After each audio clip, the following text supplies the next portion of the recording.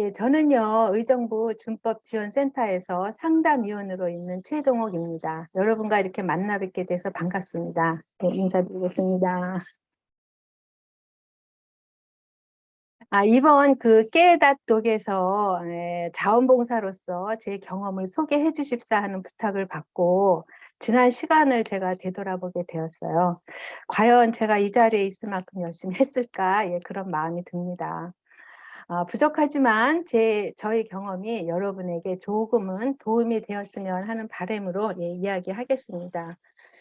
저는요, 2000년도서부터 예, 그 의정부 교육청 소속 학생 상담 자원봉사자로 관내 초등학교, 중학교, 고등학교에서 심성 수련이란 내용을 가지고 집단 상담을 하고 있습니다.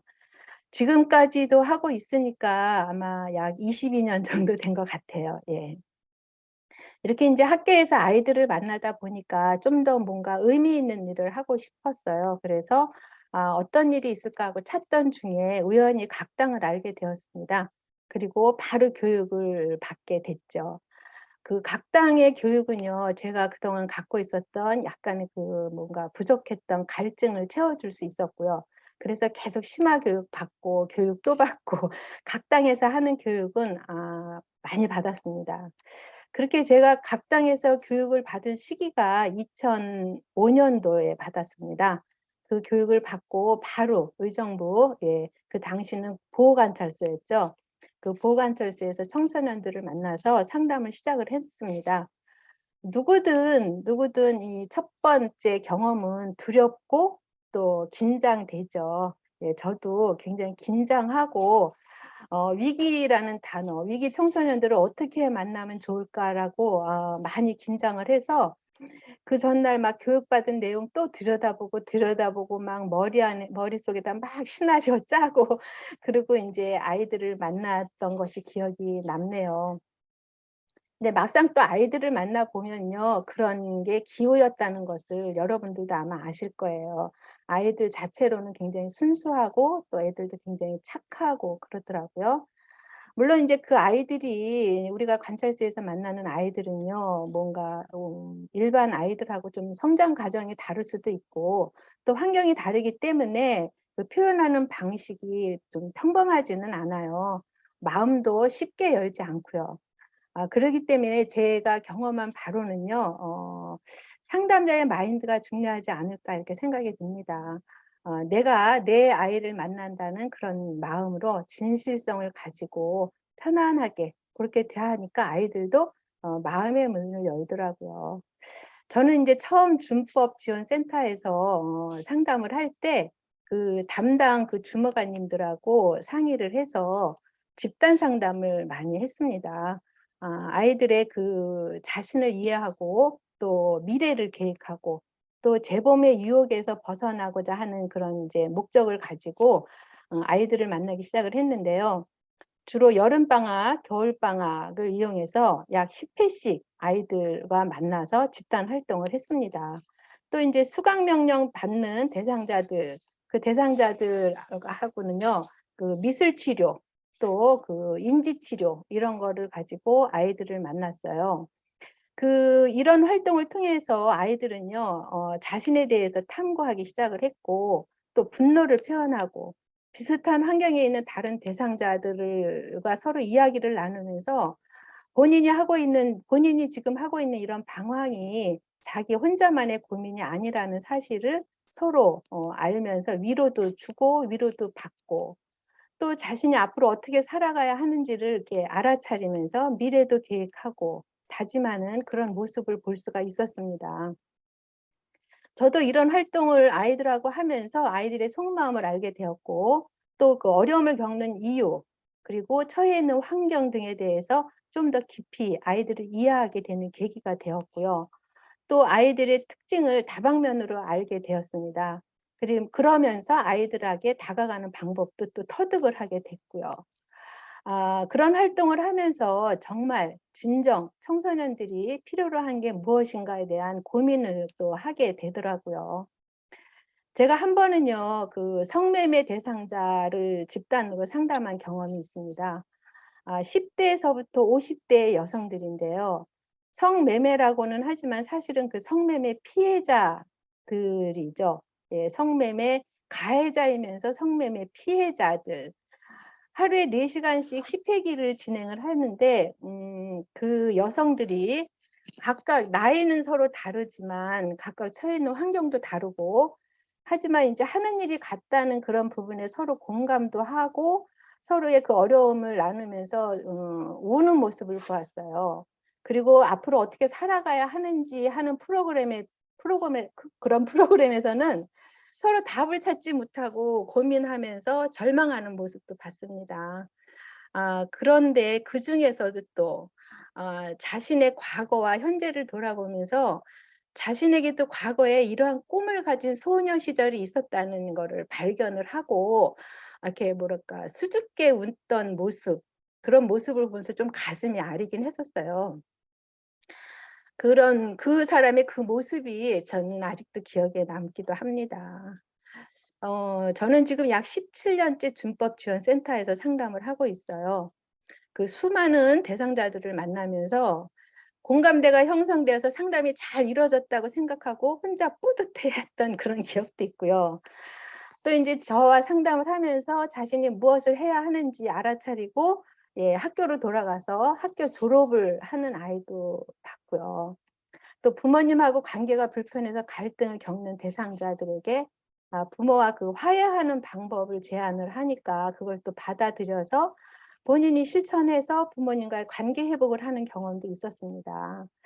한 예로 어떤 여학생인데요. 그 아이는 아빠라고 부르지 않고 그냥 XX라고 저한테 처음에 막 얘기를 하더라고요. 굉장히 관계가 안 좋았는데 그 아이한테 아빠와의 좋았던 시절을 한번 더듬어 보자 하는 거로 이제 아이하고 쭉 얘기를 하다 보니 아이가 그 아빠와의 좋았던 시절을 이렇게 기억을 하면서 그 감정이 좀 이렇게 융화가 되더라고요.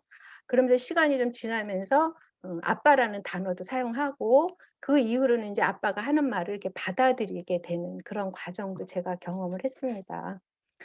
또한 이제 또 상담하다가 중간에 또 재범을 해서 예, 구인되는 그런 안타까운 또 경험도 경험했고요. 또 상담이 종결될 때까지 아이하고 이렇게 라포가 형성이 안 돼서 참 애먹은 그런 경험도 있습니다. 사실 우리가 만나는 그 대상자들은 위기에 처해 있는 아이들이잖아요. 그러다 보면 성장 과정에서부터 이렇게 환경으로부터 아니면 양육자로부터 채워지지 않은 그 무엇인가가 있기에 그 결핍된 정서의 표현이 행동으로 나타나는 거라고 생각합니다. 저는 어떻게 보면요, 반대로 생각하면 오히려 이렇게 행동으로 뭔가 표현하는 아이들이 오히려 좀 더 건강한 아이들이 아닐까 이런 생각도 또 해보기도 하는데요. 그래서 저는 청소년들을 만날 때 우선 그런 부분들을 많이 들여다봅니다. 나를 만나는 이 아이가 무엇 때문에 무엇이 채워지지 않았을까? 지금 또 가장 원하는 것은 또 무엇일까? 또 어떤 것이 채워지면 이 아이가 행복해질 수 있을까? 이런 거에 주로 초점을 맞춰서 이야기를 나눕니다. 제가 무엇을 해주기보다는 아이가 스스로 찾아가기를 바라는 그런 마음이죠. 아이들이 현실적으로 표현되는 그런 모습도 사실은 중요하지만 미래에 대한 희망을 갖고 스스로 계획을 세우고 행동으로 옮길 수 있도록 저는 그런 이야기를 좀 많이 나누는 편입니다. 특히 또 이제 이야기를 나눌 때 자신에 대한 자신감 또는 자기 효능감을 갖도록 칭찬거리를 찾아서 매번 한 가지씩 칭찬을 해줍니다. 뭐 예를 들면 뭐 머리를 깨끗하게 감고 왔으면 머리 깨끗하게 감고 온 부분을 칭찬해주고 상담 시간을 잘 지켰으면 그 잘 지킨 부분에 대해서 아주 훌륭하다고 얘기해주고 또 뭐 이렇게 좀 깔끔한 외모로 왔으면 되게 멋있다, 뭐 잘생겼다, 뭐 예쁘다 이런 표현을 많이 해줘요. 그래서 아이들이 알게 모르게 꾸준히 자기 자신에 대한 그런 긍정적인 면을 좀 심어주려고 노력을 하고 있습니다. 그리고 제가 꼭 하나 같이 하는 거는요. 부모님, 제가 상담하는 동안에는 부모님이나 양육자의 상담을 병행을 합니다.